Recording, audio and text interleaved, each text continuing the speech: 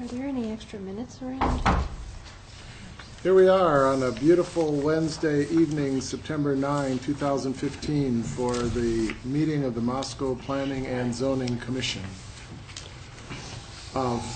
First on the agenda, approval of the minutes of August 12, 2015. We have a few printed copies on the table if you want to look at one. Read them online. I move their approval. Thank you, Joel. Moving the approval. Oh, we've got a little feedback on the mic in Second. here.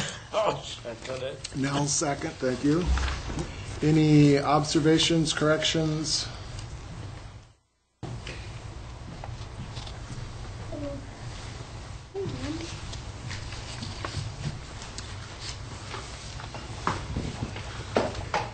Hearing none.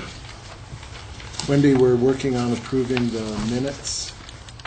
Now, I have a motion and a second. The question is, do we have any corrections to capture? I missed that meeting, so. So, other than typos, you, okay? I didn't see any. Okay, and neither did I.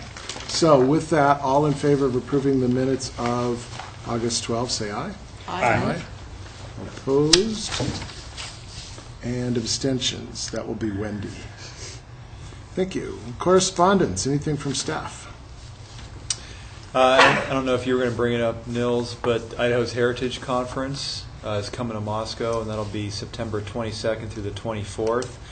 And we do have some money in the budget if any of the commissioners would like to attend that conference. I know that through Historic Preservation Commission, Wendy, Nels, and myself are going to be there, and they're actually doing an education session with Archipedia and a couple of and a tour or so. So just thought I'd put the word out and to see if there's any interest amongst the commissioners on it. Is there an agenda or program online somewhere? It is online. You can go to Idaho's Heritage Conference. Correct. And the whole conference is there for you. There's tours that are given.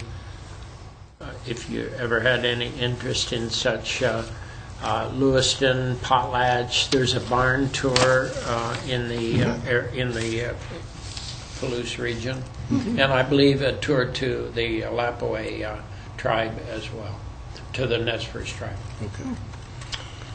Okay. So, you may wish to look at the conference proceedings or agenda a little bit more. Procedurally, Mike, how should we do this so that we use some of our P&Z budget to pay for commissioners? Well, I think anybody, if they want to attend, can just contact me, and I can fill out the registration form and then submit it, and we can just route it through our budget line item and pay it that way. It's only $75 for the registration fee, so it's pretty inexpensive. Right, and it seems like a reasonable use of our funds for professional learning. So if you wish to attend, by all means, choose to and contact Mike so that he can pay for you.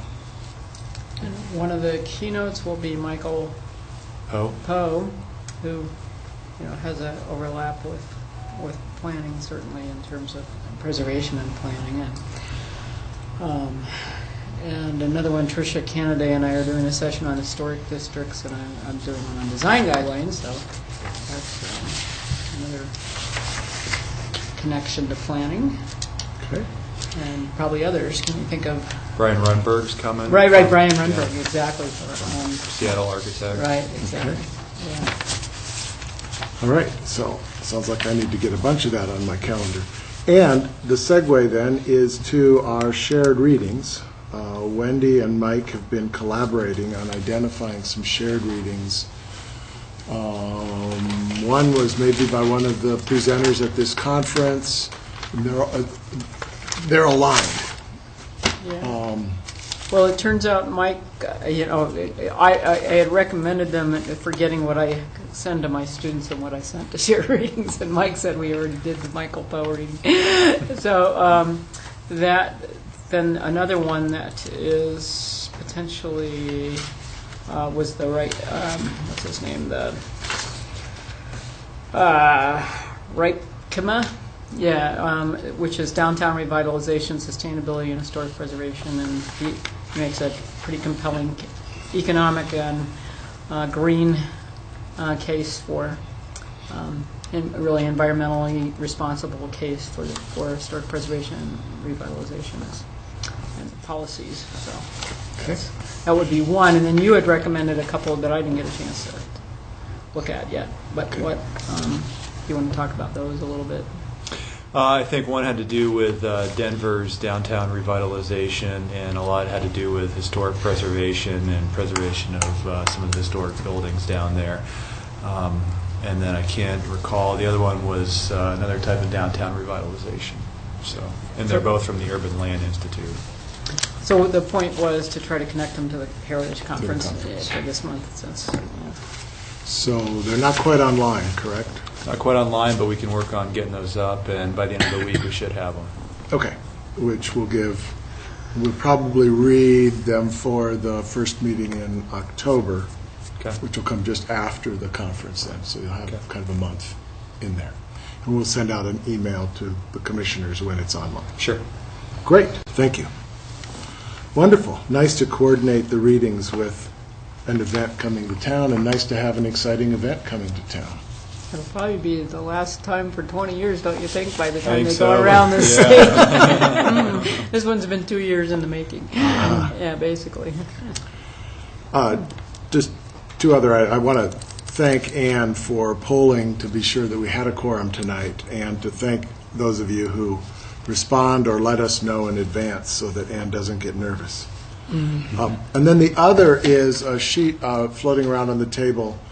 It's an event coming up next Tuesday, the 15th, Breaking Barriers Together, Access and Inclusion. It's the Moscow's Human Rights Commission Social Justice Forum event. But the thing to note for you that is kind of got some planning/transportation implications is the handwritten note across the top. Join us for a mobility tour, either 5:15 at City Hall or 5:30 at the Sub. And what they're going to do is have a group of wheelchairs, and you can ride a wheelchair and see how city streets and sidewalks and stuff actually work if you try that form of transportation. So might consider attending the event, and you might consider coming early to City Hall at 5:15 or 5:30 at the Sub to experience mobility access on the way to the event. We need to take them down sidewalks on 3rd. I know some good sidewalks that will provide barriers. Yeah, it's surprising what we overlook when we're able-bodied in terms of, I can step over where the roots have lifted that square of concrete up. All right, any other correspondence we have to share? Thank you. Transportation Commission meeting report. The Transportation Commission will meet tomorrow afternoon at 4 to 6 p.m. in this room. The agenda appears to be fairly well focused on bicycles. There's 3 items on the agenda here. Initiative for Bicycle and Pedestrian Innovation Design Course. 3rd Street, downtown bicycle parking, bicycle route wayfinding signs, and we also were distributed a draft copy of a bicycle parking policy, which is, I assume we'll also be discussing. The other item on the agenda is discussion of 3rd Street corridor traffic calming possibilities. Partly because we're talking about trying to make better use of 3rd Street as a bicycle route, and one of the ways to make that possible is some traffic calming. So should be an interesting meeting. Narrow the lanes. Do you know where they're talking about doing that? Well, Where on 3rd Street? Well, the discussion certainly relates to the entire length. Probably likely to be more bicycle traffic on the near end, and perhaps more need for calming on the far end. Yeah. I have a question, because a couple of people have asked me what the sharrows actually mean. Are they just recommended routes, or do they actually have some kind of giving bicycle priority, or bicycle, what, maybe Mike needs to answer it, but I've had a number of people ask me, because it started to paint sharrows up in Port Russell. And Yeah, it's my understanding the sharrows they've painted throughout town on local neighborhood streets are the preferred routes for bicycles to get from one side of town to the other. But I believe the sharrow means to share the road, so cars and bicycles are equal. And so they share then the I got the lanes. question for bicyclists, well, does that mean we're not equal on all the other roads? So, and I didn't know how to answer the question. And I believe that bicycles are equal and may use the full lane on all roads. Yeah. But this is trying to remind drivers on some of the quieter streets that there may be more bikes doing that. And maybe use some common sense. You're a car, you see a bike, give it a break. You're a bike, you see a car, make sure you're not going to get run over. I mean, come on, folks. Let's everybody show a little bit of common sense and a little bit of respect for each other. I think we're going to be able to overcome this huge problem. It's really tough on streets like Washington if you're a bicycle. Because if you try to stay over near the parked cars, it gets a little nerve-wracking, like, are they going to leave me enough room as they go past me, or are they going to run me into the side of a Or parked they're going to car? open up a door on you. Yeah. That's a pretty scary street to be on. But the sidewalk is so... That's a little I tougher. think part of the too. sharrows are partly some routes that have been identified in terms of topography of the city that are fairly reasonable routes for. Rather than going up 6th Street or... Yeah, rather than going up 6th Street. Yeah. And trying to find some routes which are perhaps a little bit less utilized by automobiles to reduce the conflict. Okay. So we're up to number 5, open microphone. This is a point in our meeting when members of the public are welcome to come up and speak to the commission on matters that are not currently on the agenda or pending before planning and zoning. And I'm looking at a couple of, I believe, U of I students who are members of our audience tonight and welcoming you. You're not obligated to come speak, but to think about that we have a mechanism where the public can come and share its mind on issues that may pertain to our work.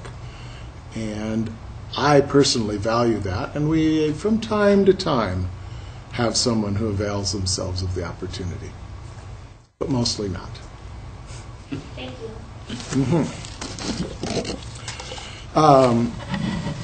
Number 6, Mike, floodplain ordinance review.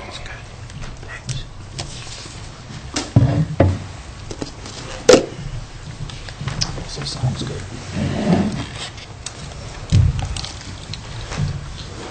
So if you recall, we had previously discussed this, I believe, at one meeting in June of this year.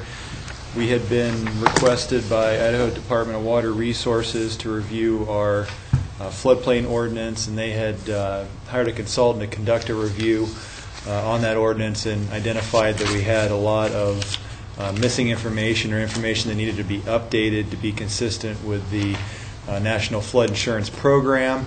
And so we had took a shot at the first draft, now received their comments back, and there was just a couple of minor ones, so pretty similar to the draft that you reviewed in June. So I will go through the presentation I did back then, but I'll give you the abbreviated version to save a little bit of the minor details that was in that one. map of the city of Moscow, we have two 100-year floodplains or designated flood hazard areas. We've got Paradise Creek, and we have the South Fork of the Palouse River to the south. And Paradise Creek obviously flows through Moscow. You can see Joseph Street ball fields somewhere in this area, but flows southwesterly direction, and then it heads west. It's also our stormwater conveyance system for the city. I think we had talked a little bit about the daylighting project just for informational purposes that had happened when the rec center was built on campus. They had done a LOMA in order to amend the floodplain map just from the south couplet out to, I believe it was Perimeter Drive. And it used to be in this area, so it included a lot of properties that were in Almond Asbury as well as downtown. So we're looking at this area here. And what had happened as part of that was that we daylighted the creek around the rec center. There's also a culvert that still carries overflow. And so what that means for a lot of people within the city is that they no longer have to carry flood insurance on their properties because they no longer have the 100-year floodplain going through their property. It's contained really to the channel, Paradise Creek itself, because of all the work that was done there. So really advantageous to a lot of people, a lot of properties within Moscow. Chapter 5 is our flood hazard areas portion of the zoning code. It provides all the regulations for the 100-year floodplain. So that's called the Special Flood Hazard Area. Within that document contains methods for reducing flood loss. Also has our responsibilities as the zoning administrator, which equates to the floodplain administrator for the city of Moscow. Also contains an appeals and variance process for development within the floodplain. And then it also has standards, whether you're building from scratch, new construction, or you have a substantial improvement to an existing structure. We have two categories, residential and non-residential construction, that we cover within that chapter. So, like I mentioned before, we were contacted by IDWR, our state floodplain coordinator, in early 2015. They were conducting the review. NFIP, National Flood Insurance Program, reviews every 10 years municipalities' ordinances. The last time we had a review was in 2004, and that was the last time our floodplain ordinance was updated. So they had sent us a follow-up letter in April, and we needed some standards to be updated or added within our ordinance, mainly just definitions, references to state codes, correct map numbers, variance and appeal procedures, manufactured home, and lowest floor elevation. So just to give a little background about who IDWR is and where their authority comes from, it's really the state agency that works, or FEMA works through them in order to implement a lot of the floodplain regulations throughout different entities in the city. They review 50 ordinances across the state currently, so actually their floodplain coordinator had just taken another job, and so now they're on the hunt for another floodplain coordinator, but they're picking up the slack and still reviewing these ordinances to make sure they meet the NFIP standards. State works with communities to meet the requirements. They can only make recommendations, so they take FEMA standards, look at the ordinances, and then make recommendations to the local communities about what should be changed to be in accordance with the NFIP program. FEMA has the authority through that program, and that allows federally backed flood insurance for all structures that are within the 100-year floodplain throughout the nation. So we've earned about a 15% citywide reduction in rates, and that's because we do certain things above and beyond what's typically required as part of the National Flood Insurance Program. Stream cleaning, sending out informational pamphlets every year, contacting repetitive lost properties.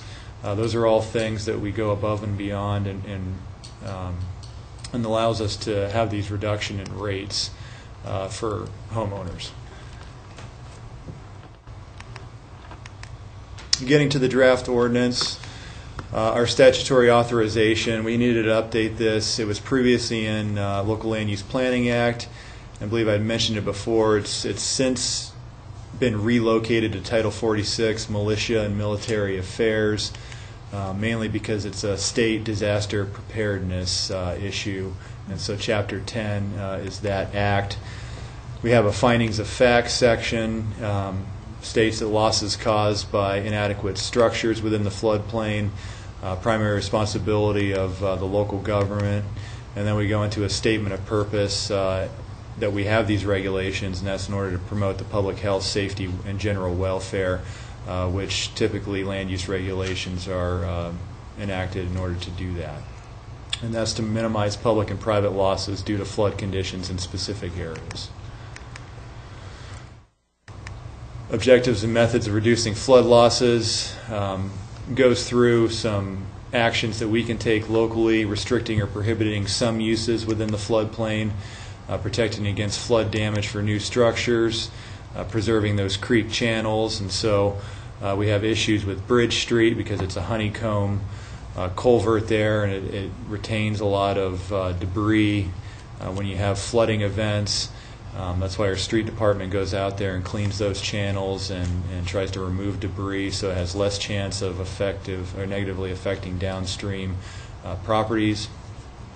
Control actions which may increase flood damage, building within the floodplain, preventing unauthorized construction of flood barriers. So you construct a flood barrier on a specific piece of property. Well, that just increases the hydraulic flows downstream and could have an adverse effect on somebody else and actually create a larger floodplain for a property that's further downstream.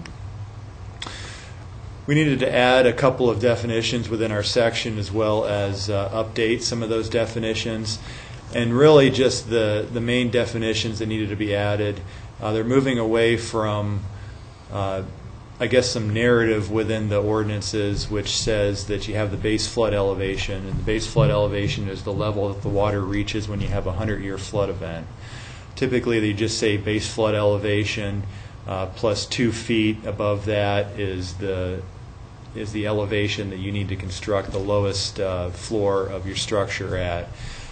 They're calling that a term now, and it's flood protection elevation. And so that's defined as your base flood elevation plus 2 feet of freeboard. And the 2 feet of freeboard is a term. It's a factor of safety expressed in feet above base flood elevation. And so this is what compensates for wave action, obstructed bridge openings like Bridge Street, debris and ice jams, and the hydrologic effects of urbanization in a watershed.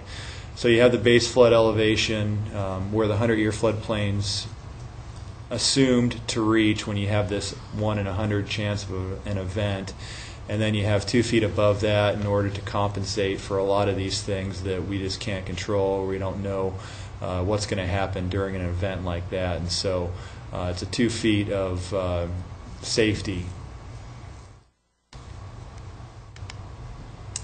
And you have substantial damage, and originally you didn't have this definition in there. It was substantial improvement, and so substantial improvement was, well, you make a certain amount of investment in a structure. Say you have a giant addition on the side of it.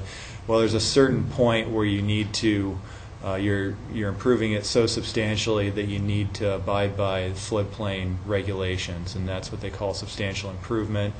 Well, they're bringing in a term now called substantial damage, and so if it is damaged to a certain extent, then you have to meet the requirements, and then they tie it into the improvement language. And it also defines market value a little bit more clearly. It said market value of the structure, but there's numerous ways that you can define how you determine what market value is. And so it goes through a number of different ways, and clearly defines that within the definitions.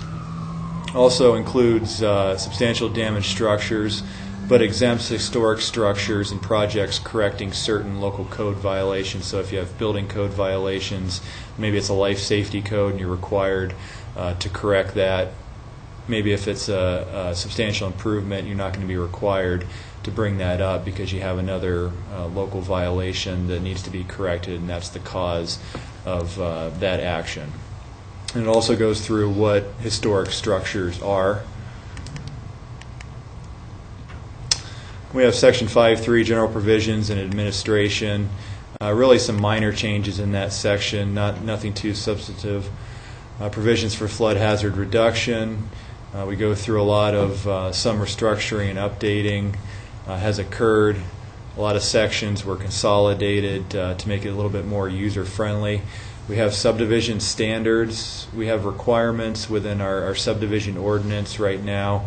I think we're going to shift, or we're proposing to shift those out of that ordinance and just refer to them in the subdivision code, that they're going to be located within the flood hazard area ordinance. I think it's better to have it consolidated into one location, and so you could look up all the requirements. But so that'll be largely remaining the same of what we have today. It'll just be relocating it from the subdivision ordinance into the flood hazard area ordinance. We drew a distinction before about accessory structures, and so now the model they're going towards is that all structures are treated the same, whether or not they're principal structures, houses, or accessory structures like garages. And so a little bit easier to understand because you don't have to go back and forth between what the requirements are for accessory structures. Maybe you have different requirements for them, and as if you're going to build a house on your property, maybe you're building both and you're bound by different requirements. We also have wet flood proofing. It's a term that FEMA has gotten rid of in the last 10 years. Typically what they said, and it usually only applied to accessory structures, was that you didn't have to elevate it to 2 feet above the base flood elevation. You could just wet flood proof the walls and any openings, and then any utilities like HVAC equipment, duct work, electrical lines, you could have you needed to elevate those 2 feet above the base flood elevation. But everything else, all your personal belongings inside the garages could be on grade. And so I think that it's the insurance companies that largely drive these requirements, and I think you can see why they had removed this from the regulations, is that a lot of people, if they're not building 2 feet above the base flood elevation, they'll have a lot of those personal belongings in there, and then you have a flood event and maybe the wet flood proofing fails, or they have a garage door that's open and they lose all those personal belongings, and it's the insurance company that has to cover the cost of those. And so they've eliminated that from their standard requirements. And we also have a variance and appeal procedure, and so typically we didn't have this. It just referenced the portion of the code that covers variance and appeal procedures within our current zoning code. They have a lot of, we were discussing relevant criteria and standards before. They've inserted a lot of relevant criteria requirements that you must satisfy in order to approve a variance.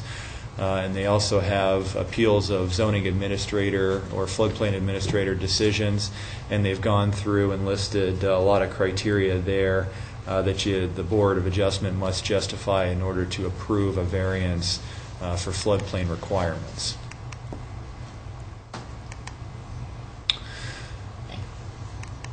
So the next steps, like I mentioned before, IDWR has reviewed and approved this current ordinance.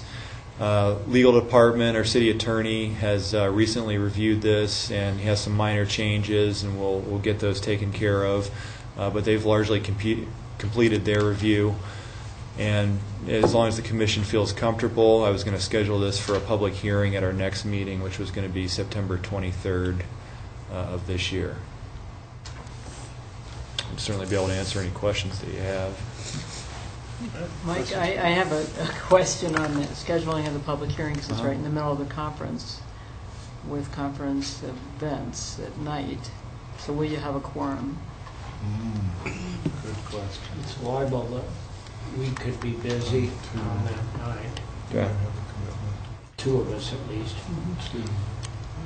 I expect that I will probably miss that meeting. So now we're down 3. I think I'm getting back into town at about 8 o'clock that night. So I'd say that that's a bad choice night. Mike. Okay. Well, But commissioners have no objection to moving to public hearing. It's just you're calling out that's a bad night. Right. I'm just, that was what I was. Yeah.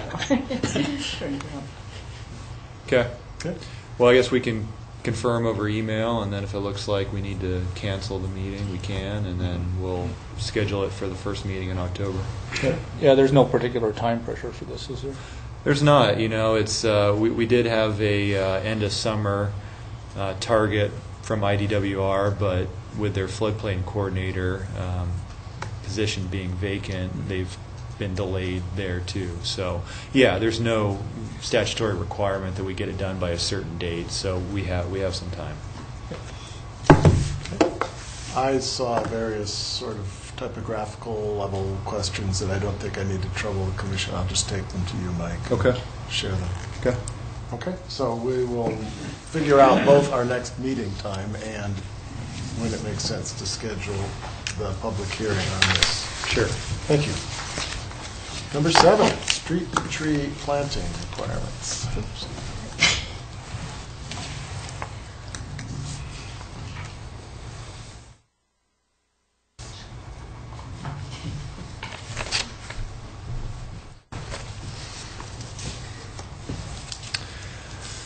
This was another item that we had discussed a couple months ago, and it was, I think the direction at the time was going to go towards the bringing it forth on the tree commission agenda and get a little bit more direction. And so for those that missed the meeting, what we're referring to is street trees, the trees that are often planted within the tree lawn of subdivisions. It's primarily residential subdivisions, and so right now, we have a program which requires a certain number of trees to be planted in those areas, and it's a question as to when the planting occurs. Really is the overarching issue with the program. We often hear the desire to grow the urban forest. I think we're Tree City, USA, and it's often desirable for the community to get as many trees in those tree lawns as possible. With the street tree program, which was enacted by resolution in 1999, we've really had some pretty minor utilization. So it's ranged from about 27% to 100%, just depending upon the subdivision. Usually if it's a smaller subdivision and it's just one developer, then we've seen the utilization be as high as 100%. But the average utilization rate's about 50%. Of the program. And we also count the realization rate, so the die-off of some of the trees. It could be as low as 48%, and that's just assuming we have a 15% mortality rate. And so just looking forward, just asking the question previously, is the system in place today really the best option for us? So looking at the current program, predominantly focused towards single-family development.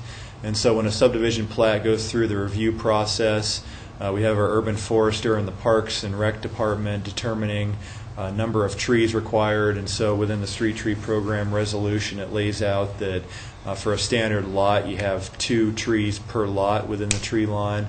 Corner lots, you have 4 trees. And then cul-de-sac lots, which don't have a whole lot of frontage, get 1 tree per lot. Typically, the developer pays $100 per tree into the street tree fund, and this usually comes with the development agreement. And so when they post security for all the infrastructure for the development, that's when the street tree amount gets dedicated towards the street tree fund. And then as homes are developed, the new homeowner applies for a permit to plant the tree and receives a voucher. And so they can do one of 2 things. They can either pick the tree, go and plant it. It has to be an approved tree by our urban forester, but they can go plant it, and then they could have him go out there, take a look at it, make sure it's planted properly and you have the right species, and then they can go and get a reimbursement from the city. Or they could receive a voucher and take that to the nursery, and they can receive their tree that way. So a couple different types of ways to pay for it. So it's if the tree costs more than $100, say it's $150, you have the $100 voucher, and so you'd be paying $50 for the tree in front of your property. And then our urban forester inspects all the installation and then reimburses the nursery or the retailer. So we looked at kind of the program utilization since 1999, and these are all the subdivisions that we've utilized the program in since then. And you can see the utilization rate over here on the far side. They really range, and then you have the amount of money that's currently remaining in the fund, and so you have $50,000 that remains in the street tree fund of unutilized money that could go towards planting trees in the tree lawns as part of those subdivision plats. So we really came down to two options how to get more trees planted. The first option was to require subdivision developers to plant trees. The components of that would be requiring a planting plan to approve location, species, and planting details, require the planting of the trees after the public improvements are constructed, and they must furnish a security to ensure trees thrive during the first 3 years, fund replacement for any tree mortality.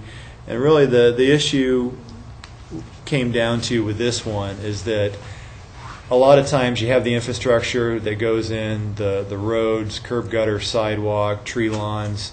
You plant the trees, and then the homeowner comes along, or the developer that constructs the house, and they pour the driveway.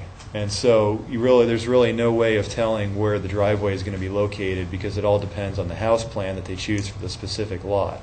And so what you'd run into here is if you had all the trees planted within a subdivision, and then there'd be a lot of moving of the trees and maybe some odd spacing because of the driveways that are constructed after the fact of the trees being planted. And so that was the major issue with option number one.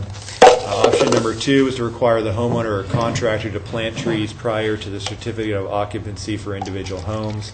So somebody constructs a home, the contractor, everything's pretty much completed by the time they receive a certificate of occupancy. That means they're done and it's move-in ready is what that means. Components of that approach would be the developer continues to pay street tree fee. It's just that the contractor or the homeowner can use that voucher, and they're the ones responsible because it's bound by the certificate of occupancy for the specific property. And then the contractor or homeowner would be responsible for maintenance of the tree. I think he'd have a better chance of the tree surviving just because if the homeowner is able to pick the tree out, I think they take a little bit more ownership in that tree, and they'd be on site in order to water it and make sure it survives within the first couple of years. Then we had some questions, some other considerations, that the current program just appears to be targeted towards single-family developments right now, and the question was how should we treat maybe larger-scale commercial, multifamily residential developments that you maybe have more impervious surface within, parking lots within those developments, and they maybe have more of an effect on the urban heat island and more of a need for some shading by trees. And so how would you treat commercial, multifamily developments? And then should street trees be required as part of redevelopment? So right now we're just covering all new subdivisions. Well, what if you're in a subdivision in an older part of town and it's a complete tear down or it's a vacant lot? Should they be required to plant a couple street trees as part of that redevelopment? So Tree Commission had reviewed it and recommended option number two. Tree Commission will take control of expending the accumulated funds, so that $50,000 that we have sitting in the street tree fund, they're going to come together and decide on a program in order to get all those trees planted within those subdivisions that didn't get them initially. And then we also had the city attorney review the issue, and he had determined that the city can require street planting under the Local Land Use Planning Act of Idaho Code. And so some of the common elements that you see for the benefits of street trees are stormwater filtration, you have cooling effects, clean air. He recommends replacing the current resolution in an ordinance form just so it's codified within the city code. Ordinances are hard to find. They're in no portion of the city code. They're just on the city website, and unless you know specifically what you're looking for, it's really hard to find. And so he'd recommend putting that in the zoning code, and so it'd be easier to find, and there wouldn't be as many issues with locating that. And he said that it could be tied to the certificate of occupancy. And so I think we have all of our bases covered moving forward as far as the legality of street trees. So the approach that we'd been discussing internally was, when we did the comprehensive plan rewrite, we had formed a subcommittee that consisted of a wide range of stakeholders and citizens throughout the community to provide recommendations to the commission. And so we thought that we would form a group that would be similar to that, and we could call on this group to maybe provide us some recommendations as we go through subdivision ordinance rewrite and some other aspects of the zoning code that we'll be updating in the next year or two. And so the proposed makeup, we figured that maybe it only takes 3 lunchtime meetings to discuss the issue and have them work through it and decide a valid recommendation for the commission. But I thought I'd bring kind of the makeup of what we had envisioned and try to get any input that you may have about who could possibly be on there, or who it might be beneficial, and whether or not you think this is a good approach to move forward on. We wanted to make sure that we involved all the stakeholders, subdivision developers, contractors, in order to have their input and then be successful when we go to the commission and the public hearing, as well as city council. And so we thought that we'd include 2 subdivision developers, local developers here, maybe 1 home builder that constructs single-family dwellings, possibly have a land use attorney, a real estate agent, and then we'd include Chair of Planning and Zoning Commission, Nils, on that list, and possibly another Planning and Zoning Commission member, maybe somebody that shows has a specific interest in street trees could be a part of the subcommittee. And then also include David Rauke. Rock, okay. Chair of the Tree Commission as part of that. I think with future code updates and maybe working through the same subcommittee, probably not have him on there, but maybe bring somebody specific to the topic that we're discussing in the subcommittee, and that could be maybe a position that is flexible, and we have somebody on there for certain projects and somebody off. So we just envision maybe 2-3 meetings during the noon hour starting at the end of September. So in the next couple weeks, Community Development Department would provide lunch for the meeting, and that was really what we had thought of moving forward, and just wanted to get your opinion, and if you thought of anybody else that would maybe be a good fit to provide input on this. Even though I think I can imagine the things, this seems to call out a field trip. I'd love to look around a little bit and see how trees are being taken care of and what they're looking like. And I just, sometimes as I ride my bike out along the trails, I think about the trees that get planted there, whether on occasion, of course, I see people watering, but how the young trees are dealt with makes a lot of difference on how life, how they live. And whether we plant the right size of trees, one wonders whether I just don't have it in my mind whether, I know it made a major difference when I decided to plant trees on 3rd Street to spend an extra $100 on the tree meant that I was going to actually have a tree that I would live to sit under the shade of, as opposed to one that was just going to be scrawny. You know, my whole life, and I don't know exactly what those, how those are happening everywhere.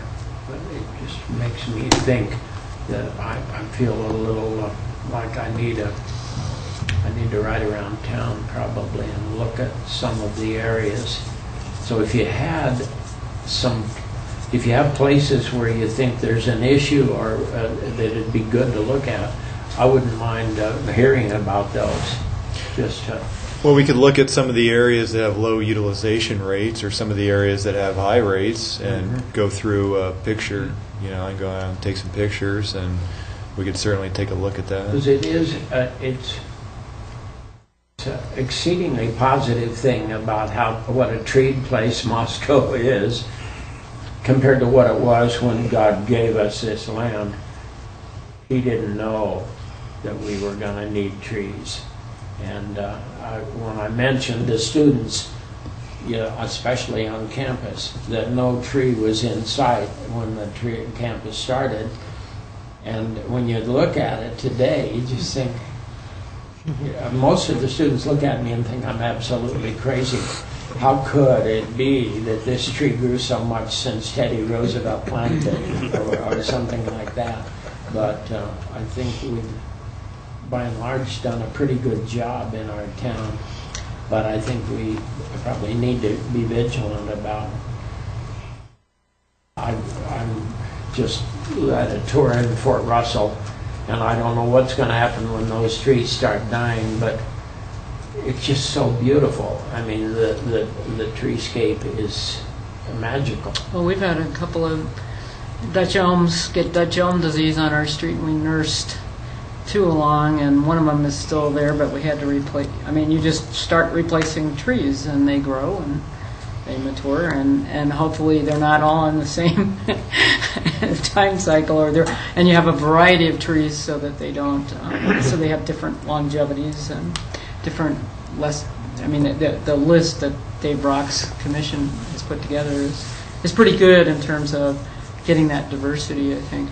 But one question I have is just going around some newer subdivisions have such a narrow tree lawn. I don't see how a tree could live in it. And so I wonder how that's going to be dealt with, because they were built to the 100-year party street width standards, and you know, with off-street parking and on-street parking, which never happens in this little bitty tree lawn that has most people would put rocks in because they can't even grow anything. So how's that going to? That's going to be a big challenge, I think. That's why it seems to me like a little field trip with. Yeah. Maybe there's too many people on your proposed committee, but several people might like to go out and take pictures and come back with a report. Well, we could certainly do that here, and then, I mean, that could be independent of the committee working. Right. Yeah, I mean, I agree with you. It'd be interesting to see what the different issues are in different contexts, because I think they. So I know we made, I guess, just one other comment. In 81, 82, when we were doing the downtown development, the university tried to match that development in town. And so I'm just amazed at how some of those trees, some have been magical, like on Line Street is just about covered. The canopy is wonderful. On the other hand, there are some places, especially in town, where maybe we looked like we planted the wrong kind of a tree that needed to be more columnar or something, and not quite the spreading tree that hasn't lived as well. But I know the tree commission, I'm sure, is taking care of this, but it's nice to participate with them. And I believe a lot of our local or new street standards have 8-foot tree lawns. Yeah, so you have for a while they were pretty narrow. Yeah.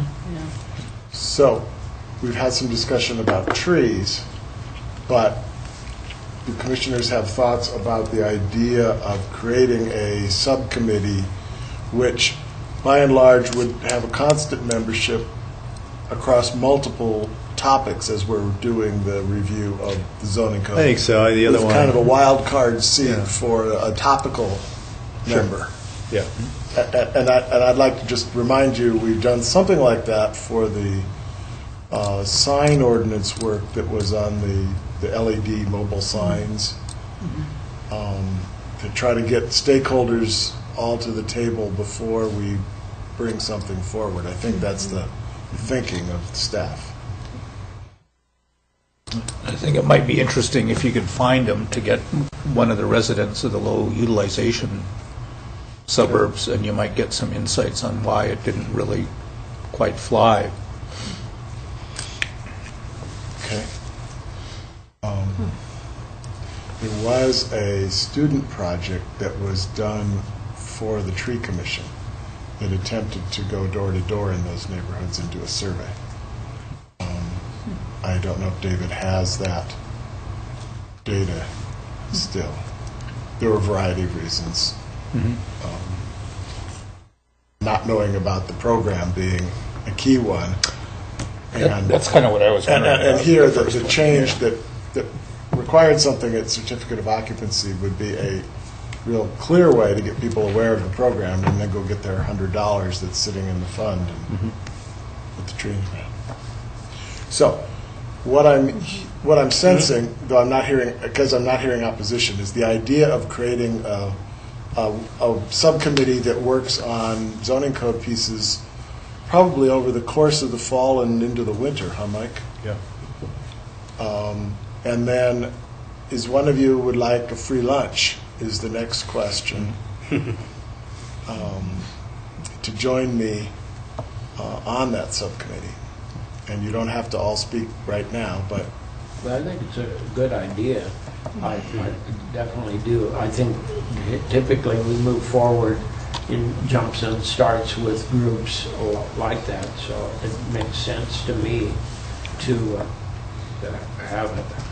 I don't care about free lunches. Would we want a university person on that? as another category. As a stakeholder? You know, they have that, they have a landscape person. Well, Dave. Dave used to works- be. Yeah. Or is he still there? I think he's still there. Is he? Dave Okay. on the Yeah, campus. that's true. Is he? But, Yeah, he still works. yeah. Though the campus doesn't adhere to our zoning.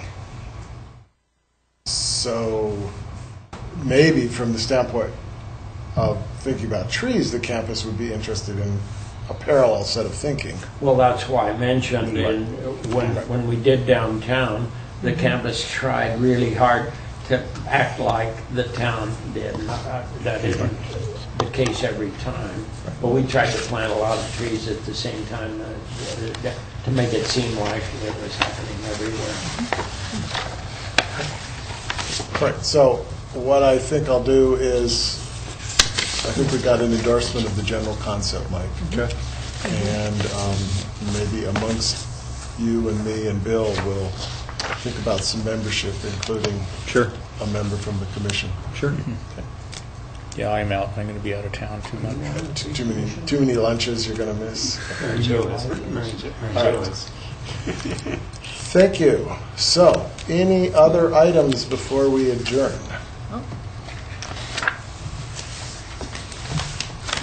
Okay. So, we will do some work online in the meantime to figure out if we will indeed meet on the 23rd. And I encourage you to look for the Idaho Heritage Conference materials, decide if you want to attend. Let Mike know so he can buy your registration. And you said the shared reading would be at the first meeting that we have. If it's not September 23rd, it would be the next one. I would think it would be in October, just to sort of give a month for folks to Right. do the reading. Okay. Okay? Maybe just one other comment about the conference. There's several tracks in the conference, and the ones that are related more to us are downtown Main Street things Right. and preservation both. Exactly. And of course, two of our speakers are related to our lives in a lot of ways. So there's some good things about it, but there's also archaeology and museum people that are quite a nice bunch of people that I have no idea what they do. Okay. All right. Thank you all. We'll see you in either 2 or 4 weeks. How many brownie points did they get For attending? for attending? Oh, wow, well. Only 2 of them showed up. I mean, that ought to be worth something. You're referring to the students attending this. Yeah. So I think we're adjourned.